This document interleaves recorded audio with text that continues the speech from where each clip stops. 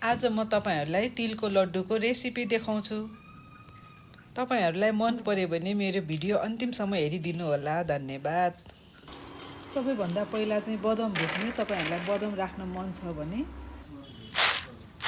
बदामलाई निफन्ने अनि तिल पनि भुट्ने। तिललाई खैरो खैरो हुने गरेर भुट्ने अनि चाकु तयार पार्ने। चाकुमा थोरै पानी राखेर चाकुलाई पातलो बनाउने अनि छान्ने। मैले चाहिँ छानेको देखाइन। चाकु तयार भयो कि भएन भनेर चाहिँ पानीमा हेर्ने। पानीबाट त्यो चाकु टाक्राक्क आवाज आयो भने चाहिँ त्यो चाकु तयार भयो। अनि चाकुमा तिल राख्ने, बदाम राख्ने भुटेको, नरिवल राख्ने अनि चलाउने अनि सबैलाई मिक्स गर्ने। सबै चलाउने।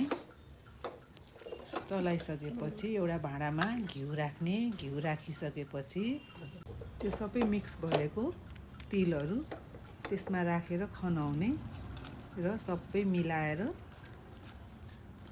चारपाटे गरेर मिलाए पनि हुन्छ। गोलो गोलो गरेर बनाउन मन परे पनि हुन्छ।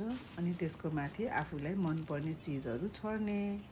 तपाईहरुलाई मन पर्छ भने कुनै गोलो गोलो बनाउने, जस्तो शेपमा बनाउन मन लाग्यो त्यस्तो बनाउने। मैले चाहिँ सानो सानो भगवानको लागि बनाएको यो। अनि अघि राखेको यो तिल चिसो भएपछि निकाल्दा यस्तो हुन्छ। हेर्नु त कस्तो राम्रो भयो है। अनि आफूलाई मन पर्ने शेपमा टुक्रा पार्ने। हेर्नु कस्तो राम्रो भयो। मलाई चाहिँ गोलो शेप भन्दा यस्तै शेपको लड्डु मन पर्छ। हेर्नु त अब चाहिँ तयार भयो हाम्रो तिलको लड्डु। तपाईहरुलाई पनि बनाउन मन पर्यो भने चाहिँ यो मेरो रेसिपी हेरेर बनाउन सक्नुहुन्छ र मलाई लाइक, कमेन्ट, शेयर पनि गरिदिनु होला। धन्यवाद।